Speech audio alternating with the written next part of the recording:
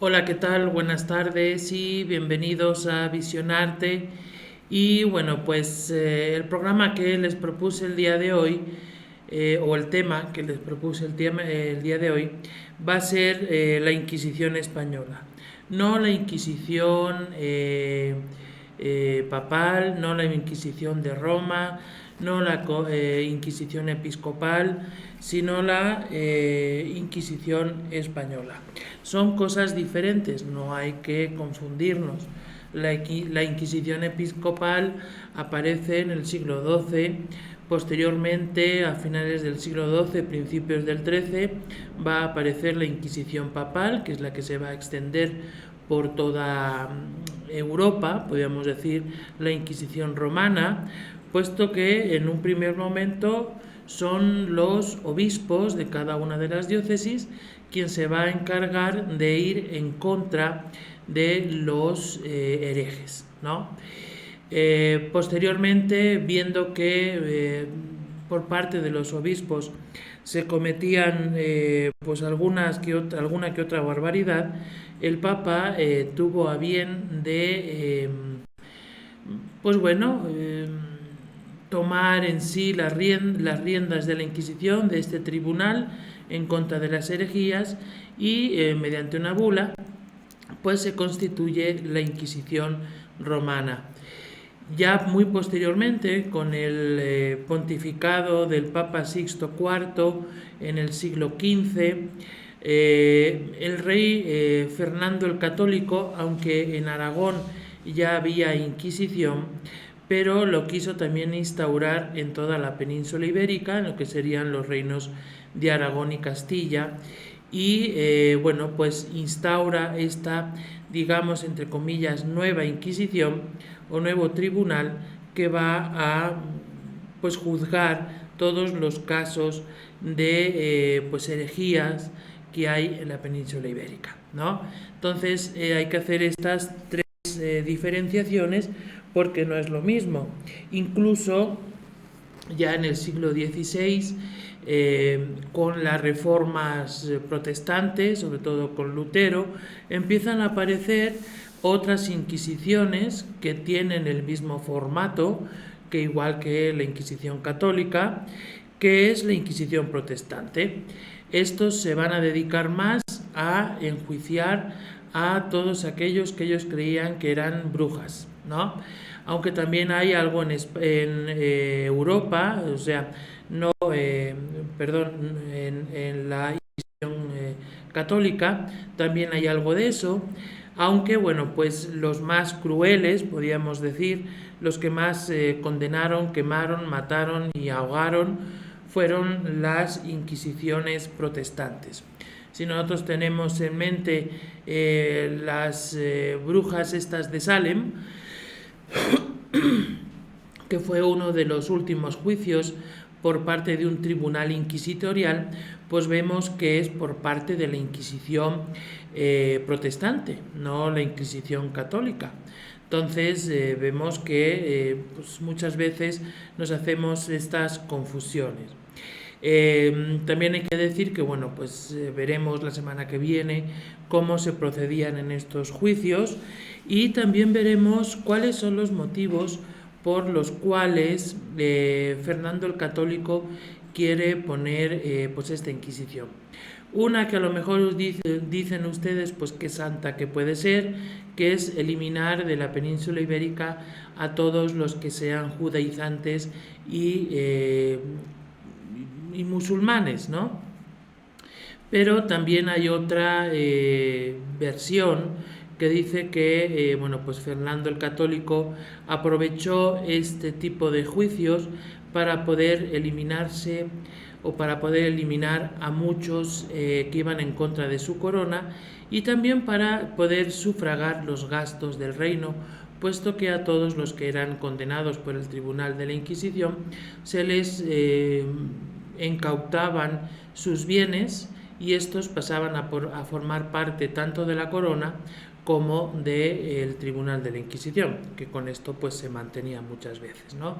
Entonces, bueno, pues esto es lo que iremos viendo, también alguna pincelada de qué es lo que pasó aquí en el Nuevo Mundo, en la Nueva España, que también se instauró, bueno, en la Nueva España y en todas las conquistas españolas, se instaura el Tribunal de la Inquisición, pero ya veremos que pues realmente no iban en contra de los indígenas.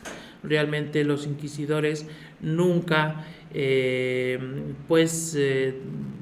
condenaron a ningún indígena.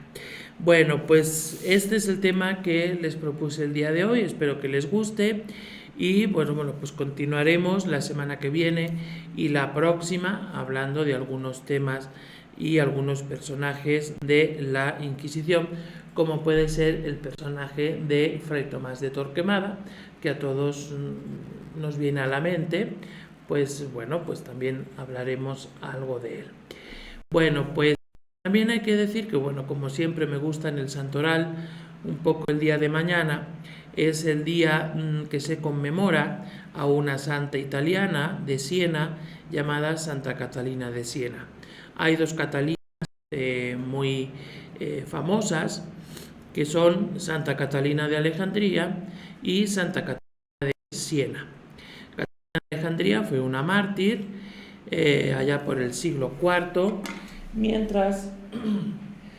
mientras que Santa Catalina de Siena fue una terciaria dominica. Los dominicos obviamente dicen que era parte suya, pero bueno, era terciaria, no era monja ni era nada de esto. Pertenecía a un grupo de laicos que, bueno, pues decía que eran dominicos, ¿no? Pero pues ellos vivían en su casa, era terciaria dominica. Igual que había terciarios de otras órdenes religiosas, como pueden ser los capuchinos, los franciscanos, como pueden ser los carmelitas, etcétera, tenían sus órdenes terceras, igual que las tenían los dominicos. Las órdenes terceras, pues eran sobre todo mujeres que habían estado casadas y eran viudas, o algunas otras doncellas que a lo mejor por salud no podían ingresar en un monasterio de monjas de la segunda orden, como tal, con votos y todo, y otras que a lo mejor estaban casadas, ¿no? Pero tenían una vida, digamos, muy edificante y se acercaban a la espiritualidad de una orden determinada, y entonces no hacían votos, pero bueno, pues hacían una serie de promesas para que, bueno, pues formar parte de este movimiento laico que estaba alrededor de pues una orden monástica o una orden mendicante como es la de los dominicos. Santa Catalina de Siena nace en Siena, obviamente, y bueno, pues nace en una familia no rica, pero sí más o menos acomodada. Ella tuvo 20 hermanos, ni más ni menos. Su madre no tenía televisión, entonces tuvo muchos hijos. Y la mitad de ellos murió y quedó la otra mitad. Santa Catalina de Siena tenía una hermana gemela, pero se ve que obviamente tenía un montón de hijos, la verdad. Sí se pasó la señora, y entonces como no podía amamantar a tanta gente, pues a unos los mandaba con una nodriza, que era algo muy común en aquella época. Estamos hablando del siglo XIV. Entonces los mandaba a las nodrizas, que eran mujeres pobres que acababan de dar a luz, tenían solamente un retoño, un hijo, y bueno, como pues les sobraba un poquito de alimento, pues ofrecían el servicio de amamantar a otro hijo que no era suyo. Entonces, Catalina de Siena tenía una hermana gemela, y esta hermana gemela se va con la nodriza. Al poco tiempo, obviamente, Digo obviamente porque las nodrizas al final, como no había que comer, no producían buena leche, pero no podían dejar al bebé porque si lo dejaban no tenían ingresos, entonces ahí hacían muchas mamarrachadas y entonces pues obviamente la leche que tenían para amamantar a su hijo carnal pues era mucho mayor, entonces le daba más de comer a su hijo legítimo que a uno que estaba pagando por alimentarse de sus pechos, ¿no? Y entonces dejó de amamantar a la hermana, y la cual falleció. Y bueno, pues quedó Santa Catalina. Santa Catalina, que era una chica muy jovial, sus hermanos le llamaban Eufrosinia, es decir, chica alegre, ¿no? Y entonces, poco a poco, ella va queriendo entrar a la vida religiosa. Sus padres se oponen totalmente a que entre en la orden de las monjas dominicas, allí en Siena. Allá tienen una iglesia muy bonita en Siena. Las iglesias de Siena por fuera pueden ser muy feas, pero por dentro sí son muy bonitas. Y bueno, pues resulta de que pues ella entra en lo que se llaman las manteladas.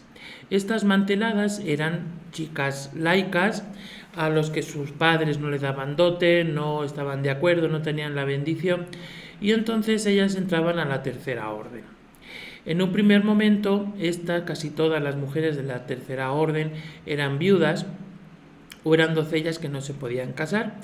Santa Catalina sí se podía casar, pero poco a poco pues sus padres aceptando y la dejan a su libre albedrío. Y bueno, pues toma el hábito de las manteladas, que es como la vemos ahí representada. No vemos un velo blanco, un velo negro, que es el típico de las dominicas, sino un velo blanco. Poco a poco ella va creciendo en la intimidad de su casa, se aparta un poco de todo lo que tiene que ver con los placeres de la vida, grandes comidas, grandes fiestas que hacían sus padres, y se retira a vivir en el jardín de su casa. Allá, bueno, pues resulta de que empiezan a ocurrirle pues estas apariciones místicas, como por ejemplo en el carnaval, la fecha del carnaval antes de la Semana Santa, pues tiene una visión donde bueno, se llaman los desposorios místicos, que también lo va a tener por ejemplo Santa Teresa de Jesús, donde bueno, pues se le aparece Jesús y hace como una especie de boda y le pone un anillo en la mano. Los más cochinos dicen que pues ella vio que que Jesús le ponía el prepucio cuando lo circuncidaron en el dedo. Realmente es una cochinada, no creo que fuera esto cierto, pero bueno, pues esto es los desposorios místicos. Y entonces, según para Santa Catalina de Siena, dijo que bueno, pues ya no se podía casar porque su esposo era Cristo. También se le aparece algún que otro ángel, también se le aparece Pedro y Pablo, ¿no? En fin, una serie de santos se le van apareciendo por ahí. Antes de que ella sufriera los estigmas, porque ella es una de los pocos santos que reciben los estigmas invisibles, claro, no se puede certificar que realmente fuera cierto o no. Ella decía que tenía grandes dolores en las manos y en la cabeza, ¿no? Por la corona, los clavos y los pies, pero claro, pues aquello no se ve. Entonces, para creértelo está en chino mandarín. Y bueno, pues ella decía que tenía las llagas de Cristo en sus manos, en sus pies y en su cabeza. Bueno, pues ella también fue muy importante porque fue una predicadora, lo cual es muy raro en una mujer de aquella época. Además tenía una correspondencia bastante grande con el Papa Urbano VI, creo que fue, que es el que estaba en Aviñón, y gracias a ella hubo un atisbo por parte del Papa Urbano de regresar a Roma, gracias a lo que pues Santa Catalina le iba escribiendo. Incluso fue a hacerle una visita a Aviñón y fue consejera del Papa. De hecho, ella ya no regresará a Siena, sino que se va a morir en Roma.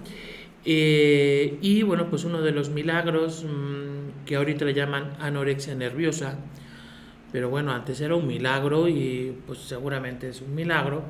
Resulta de que ella en los últimos años de su vida prácticamente no comía nada, lo único que comía era la hostia consagrada, ¿no? Con eso se mantenía durante mucho tiempo, vivió con esta única dieta, ¿no?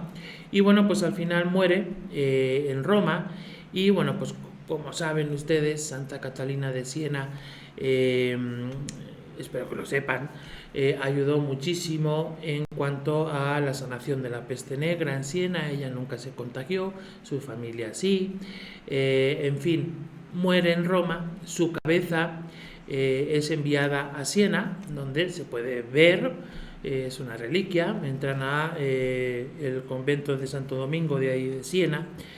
Y bueno, pues allá está la cabeza de Santa Catalina, también hay un dedo y un pie de Santa Catalina está en Venecia, ¿no? Es una santa muy venerada, incluso es tomada como copatrona de Europa y además es doctora de la Iglesia. Bueno, pues esto se celebra el día de mañana, Santa Catalina de Siena. Quien tenga pues este nombre, pues felicidades.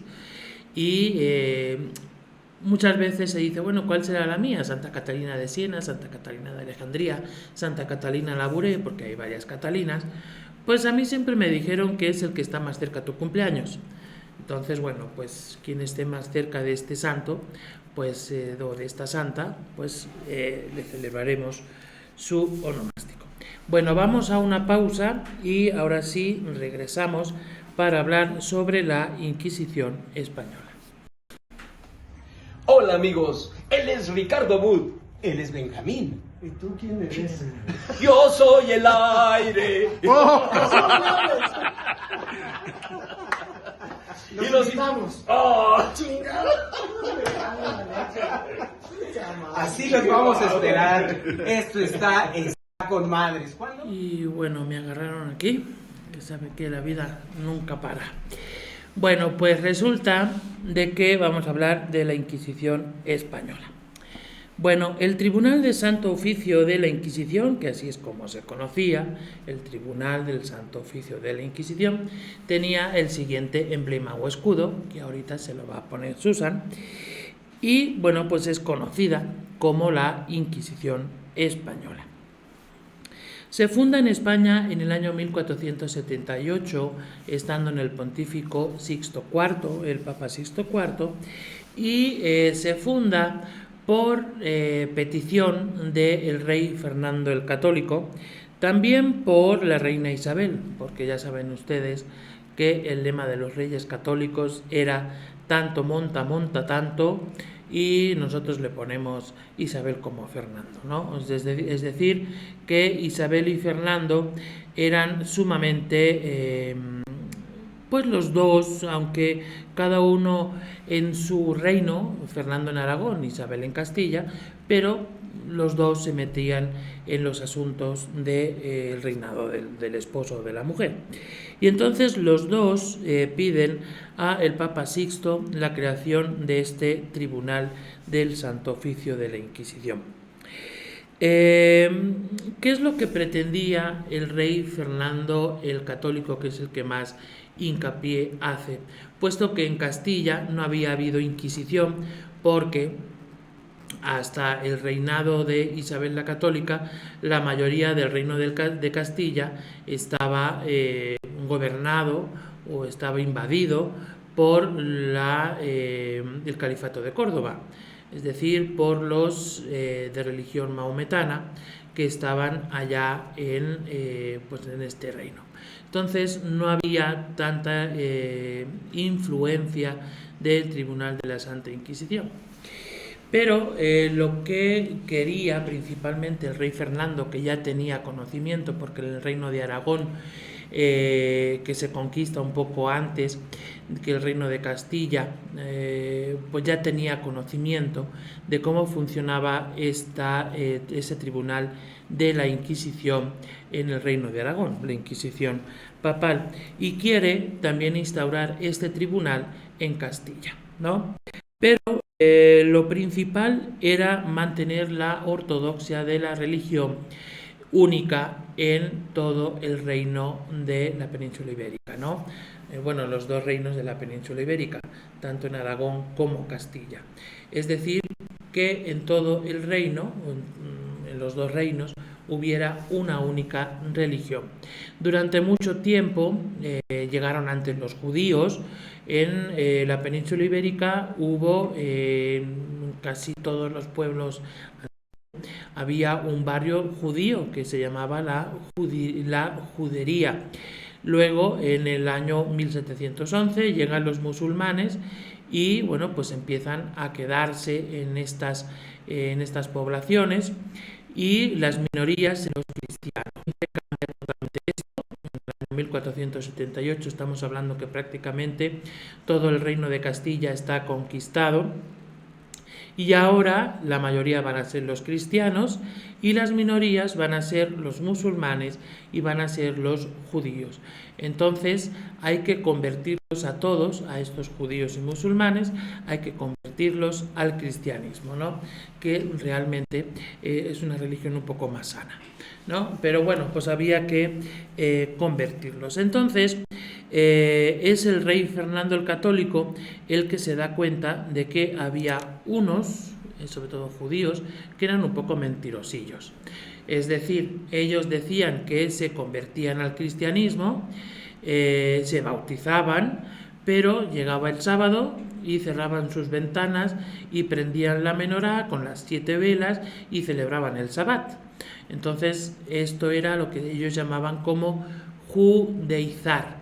Es decir, de puertas para afuera decían que eran cristianos, pero de puertas para adentro en sus casas ellos celebraban los ritos judíos, lo cual no se podía permitir porque acababa de ser bautizado y bueno, pues esto te costaba ir al tribunal de la Inquisición.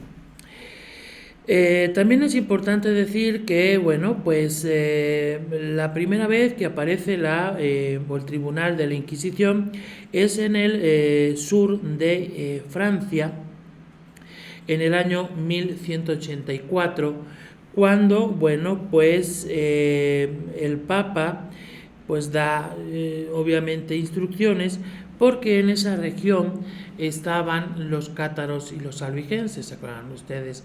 Aquellos que decían que los sacramentos no servían para nada, que todo lo que era carne era mala, todo lo que era material era del demonio, etcétera, etcétera, etcétera. Y bueno, pues contra esos aparece el Tribunal de la Inquisición, pero es episcopal, es decir, cada obispo de cada diócesis va a tener una vara de medir diferente, ¿no? Este tipo de Inquisición va a ser luego transformado en el siglo XIII por el Papa en turno, que luego veremos qué es, y va a durar este tipo de Inquisición, tanto la episcopal como la romana como la española, van a durar hasta el siglo XIX, hasta el año 1834, cuando la reina Isabel II abole totalmente la Inquisición. Era una mujer que tenía que tener cuidado uno con ella, le gustaba mucho, ¿cómo lo digo para que no se oiga feo? Le gustaba mucho divertirse con hombres, es decir, tuvo un montón de amantes. Le gustaba comer como descosida, en fin, no tenía unos modales muy finos, la hija de Fernando VII. Bueno, pues esta es Isabel II. No se piensen ustedes que la reina Victoria, que más o menos está en esta fecha de Inglaterra, era también una linda persona. Ella tuvo también, la reina Victoria de Inglaterra tuvo un montón de amantes, un montón de hombres, y también comía como asquerosa. ¿Para qué voy a decir mentira? Pues bueno, las dos prácticamente eran iguales y bueno, pues en España se abole la Inquisición en el año 1884. Perdón, 1834. La competencia que tenía el Tribunal de la Inquisición Española pues era únicamente sobre los cristianos bautizados. Es decir, ya que en España no había libertad de culto, en España no había libertad de religión, eso es hasta hace muy poco, en cualquier país, aquí en México tampoco había libertad de religión, hasta que llegaron los masones con Benito Juárez, que menuda fichita también. Tengo unas ganas de hablar de él para que se les quite el velo de la cara de este señor, porque fue un dictador al fin y al cabo, bastante cruento. Bueno, pero eso es otra cosa. Y bueno, pues resulta de que no podía haber libertad de culto. Y entonces, como todos los súbditos se tenían que bautizar, entonces el Tribunal de la Inquisición solamente estaba a expensas o estaba para juzgar a los cristianos viejos. Los cristianos viejos son los que toda la vida han sido cristianos, ¿no? Sus abuelos, sus tatarabuelos, sus bisabuelos, todos han sido cristianos. Y luego estaban los cristianos nuevos. Los cristianos nuevos son estos judíos que veían que peligraban sus bienes, sobre todo económicos, sus puestos, sus trabajos, entonces se convertían al cristianismo, ¿no? Estos son los que se llaman cristianos nuevos. Santa Teresa por ahí tenía alguna cosa de cristiano nuevo, sobre todo sus abuelos, y Fray Tomás de Torquemada también tenía por ahí sus abuelos que eran judíos, ¿no? Pero bueno, eso será después.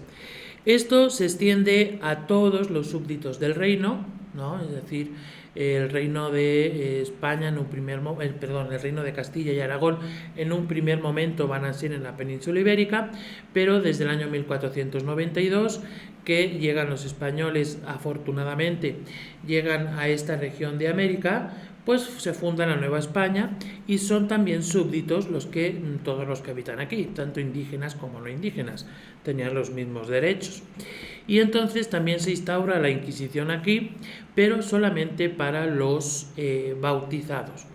Es decir, nunca hubo injerencia en la vida de los indígenas. Si los indígenas no estaban bautizados, se trataba de convertirlos al cristianismo para poder bautizarlos y bueno, pues, pero si no estaban bautizados no se les podía hacer un juicio, porque pues obviamente estaban aprendiendo un poquito cómo era esta vida nueva que les había llegado. Entonces, por mucho que digan que la Inquisición mató a indios, eso son mentiras, como muchas de las que dicen. Nuestra querida momia que tenemos en el Palacio Nacional dice muchas mentiras, sobre todo de historia. Ella es científica, no es historiadora, no le hagan caso. De lo que diga, la mitad se la creen y de la mitad, ¿no? O sea, prácticamente no se crea nada de lo que dice esta señora porque es todo mentira. Bueno, pues entonces hay una ley que dice el rey lo siguiente. Estamos hablando del rey Fernando el Católico. Dice que los inquisidores nunca procediesen contra los indios, sino contra los cristianos viejos y sus descendientes, y a las otras personas contra quien en estos reinos de España se puede proceder. Es decir, nunca contra los indios, nunca contra los musulmanes, nunca contra los judíos.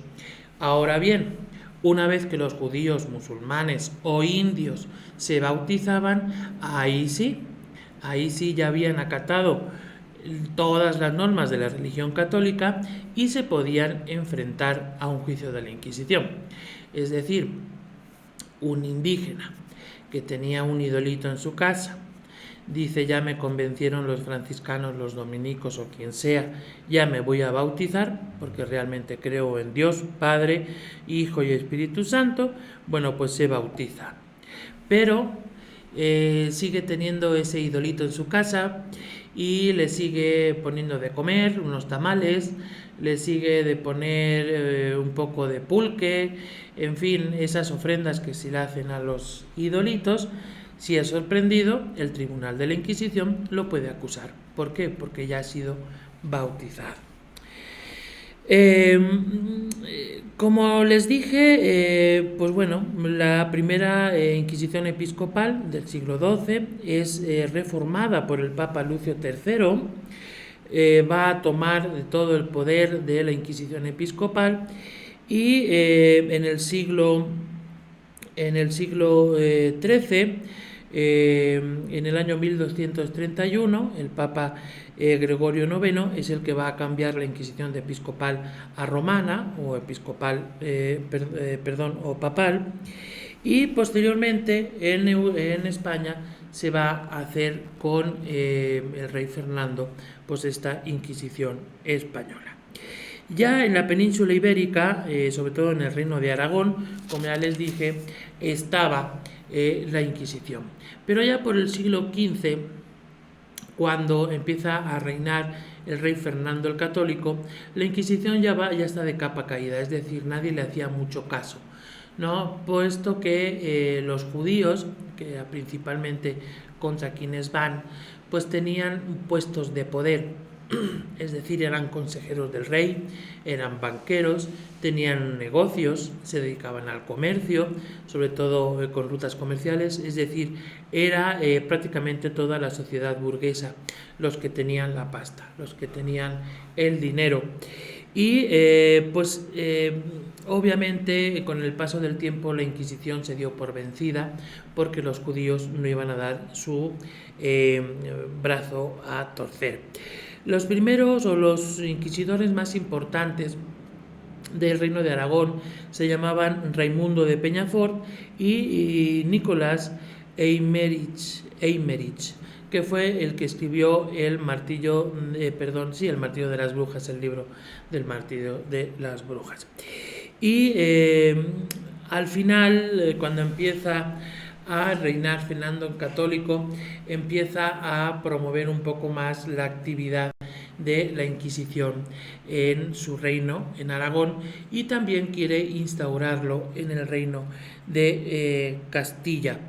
Durante el reinado de Fernando el Católico, pues fue una represión bastante fuerte en contra de los judaizantes. Ya saben ustedes que solamente en un primer momento, contra los judíos que se bautizaron, ¿no? Para mantener su estatus y su riqueza, puesto que si la Inquisición los encontraba judaizando, pues les requisaban sus bienes, perdían sus puestos de poder. Los primeros, las juderías más importantes, hay un mapa por ahí de España para que vean ustedes, son en ciudades portuarias y grandes, sobre todo Sevilla, Valladolid no tiene puerto, Toledo tampoco tiene puerto, pero Valencia, lo que sería Barcelona, ahí así había una gran cantidad de judíos, ¿no? De juderías.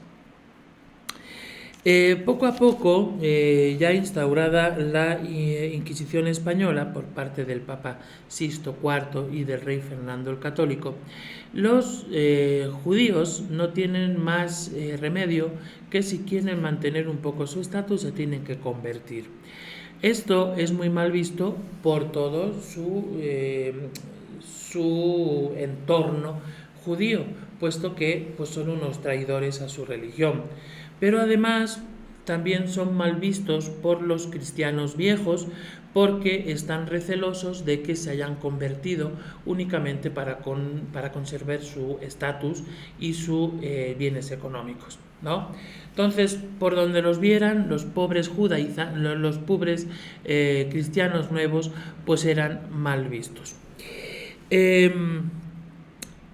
Hay 4 motivos por las que es posible de que el rey Fernando el Católico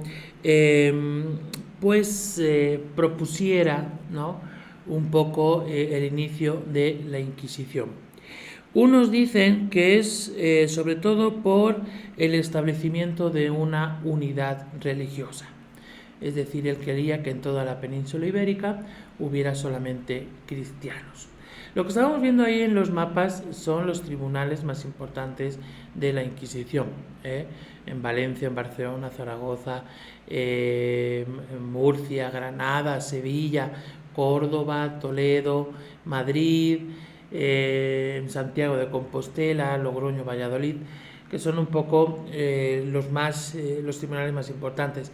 Sin embargo, estos tribunales, digamos, importantes de cada región tenían otras sucursales en diferentes ciudades, ¿no? O pueblos. Incluso cualquier parte del gobernador de un pueblo pequeño llegaba ahí la Inquisición, es decir, los dominicos principalmente, y en el ayuntamiento o en la regidoría, lo que fuera, como se llamara en aquel momento, empezaban los juicios. Es decir, cada pueblo tenía o los brazos de la Inquisición se extendían por todo el territorio, ¿no?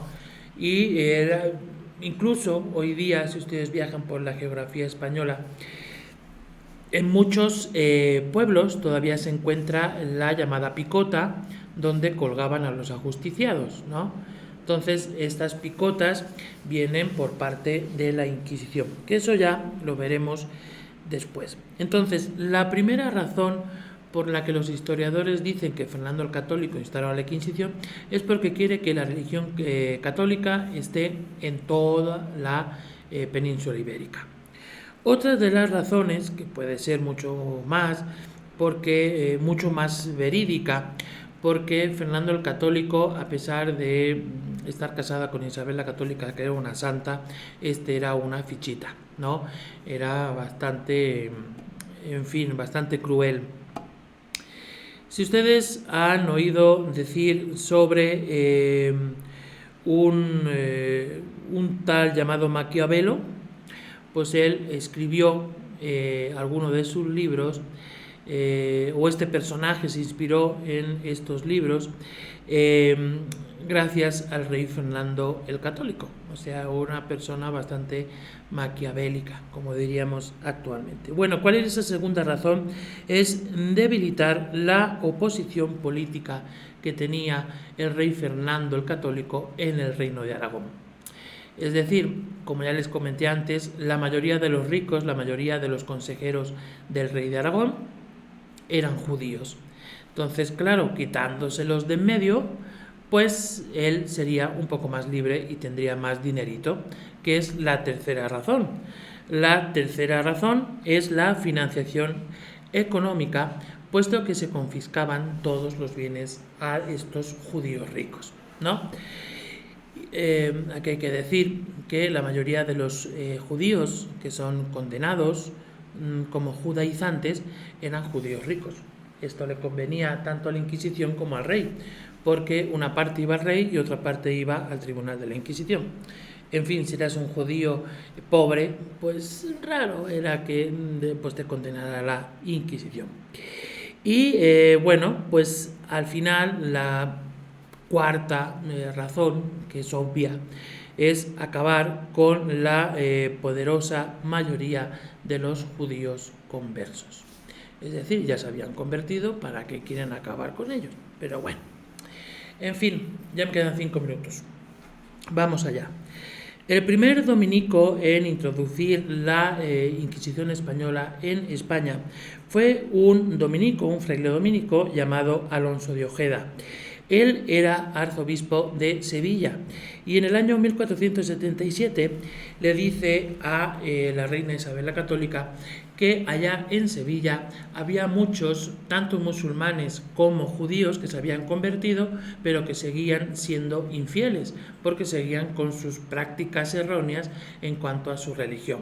Entonces, esto se le queda detrás de la oreja a la reina Isabel la Católica y le dice a Fernando, a su esposo Fernando: oye tú, ¿qué te parece si ponemos la Inquisición, ¿no? Para limpiar un poco esto, porque ya el obispo de Sevilla me está diciendo que eso no pinta bien. Y entonces el rey Fernando el Católico le pide permiso al Papa y se lo da. También Fernando el Católico quiere imponer la Inquisición española en Aragón, pero en Aragón ya estaba la Inquisición papal. Y entonces sabía el Papa Sixto IV que si le daba permiso a Fernando que en Aragón instaurara la Inquisición española, obviamente aquello iba a ser un desmadre. Sin embargo, poco a poco, por intereses políticos, le da permiso el Papa Sixto IV y ya en toda la península ibérica se instaura la Inquisición española. Posteriormente, se forma otro tribunal de la Inquisición por el fraile Miguel de Marillo y el fraile Juan de San Martín, y son nombrados en el año 1480 en una pequeñita ciudad cerca de Valladolid llamada Medina del Campo. Allá se celebra incluso el primer juicio contra los judaizantes, pero el primer auto de fe, que hay una imagen por ahí también para que lo vean, es en el año 1481 en la ciudad de Sevilla, donde mueren quemados, obviamente.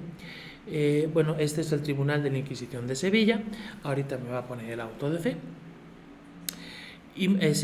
Y mueren 6 judaizantes en este auto de fe.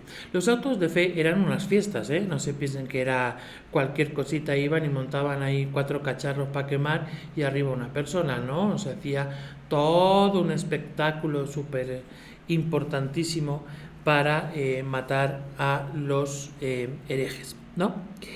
Posteriormente, en el año 1492, ya se instauran formalmente todos los tribunales importantes, como va a ser en Córdoba, en Toledo, en Jaén, en Medina del Campo, en Segovia, en Valladolid, en Valencia, en Barcelona, en fin, en toda la geografía de España. No es hasta en el año 1484 que aparece un fraile dominico en Aragón que se llama Tomás de Torquemada, cuando ya el Papa Sixto IV le da permiso al rey Fernando el Católico para instaurar la Inquisición española. Fernando el Católico nombra a este dominico, Fray Tomás de Torquemada, para que sea el inquisidor general de toda España. Hay una imagen por ahí para que vean cómo era Fray Tomás de Torquemada, que era una persona bastante fea, según el retrato. La verdad yo no lo conocí, pero bueno, pues este va a ser el inquisidor general, del cual hablaremos la semana que viene. Y por último, tenemos 4 periodos, ya me quedan 2 minutos, perfecto. Y por último tenemos 5 periodos, importantes desde el nacimiento de la Inquisición española hasta el final de la Inquisición española. Desde el año 1480 hasta el año 1430, lo primero que se va a hacer, lo que se va a encargar la Inquisición española es ir en contra de los judaizantes, es decir, cristianos nuevos, judíos que se bautizaron, pero siguen sus prácticas judías. A esos hay que erradicarlos. Fue bastante importante la persecución entre estos años. En el siglo XVI hay una relativa tranquilidad, es decir, ya no había tantos judaizantes, pero desde el año 1460 hasta el año 1614 va a empezar de nuevo un movimiento bastante importante en cuanto a la Inquisición. ¿Por qué? Por 2 razones. Una es porque empieza la Reforma Protestante, es decir, todos los protestantes tienen que ser exterminados, y en segundo lugar, como ya se habían encargado de los judíos, pues ahora ¿contra quién tenían que ir? Pues contra los musulmanes. Contra los musulmanes no los quemaron, pero los expulsaron de toda la península ibérica. Es decir, todo el reino de Aragón perdió un montón de población porque se tuvieron que ir gracias a este personaje de Fray Tomás de Torquemada. Ellos se subieron a los barcos, los musulmanes, y prefirieron irse antes de ser bautizados. Y ya en el siglo XVII, la mayoría, o a lo que se va a centrar la Inquisición española, es más bien a los cristianos viejos. Ahí sí empezamos con un pequeño movimiento en contra de las brujas y los hechiceros, ¿no? Porque van en contra de los cristianos viejos. Ya no había judíos, ya no había moros, ya no había protestantes. ¿Contra quién quedaba ahora? pues contra los cristianos. Entonces hay que eliminar a los curanderos, las brujas, hechiceros, etcétera, etcétera, etcétera, que es lo más característico, lo que nosotros tenemos aquí grabado a fuego en la mente, a lo que se encargaba la Inquisición. Y por último, en el siglo XVIII es ya la extinción definitiva de la Inquisición, porque ya no había quien perseguir, ya no había herejes, ya no había protestantes, ya no había judíos, ya no había moros, ya no había brujas. Entonces la reina Isabel II dijo: esto es mucho gasto, mejor los borramos de pues la política de España, y por eso desaparece la Inquisición española. Pero bueno, la semana que viene hablaremos de cómo era un juicio de la Inquisición, y la siguiente hablaremos de estos tres personajes, de Raimundo de Peñafort, de Lemerich y de Fray Tomás de Torquemada, para conocer un poquito más a estos personajes. Bueno, nos vemos aquí la semana que viene por Visionarte, por el canal Conéctate en Línea.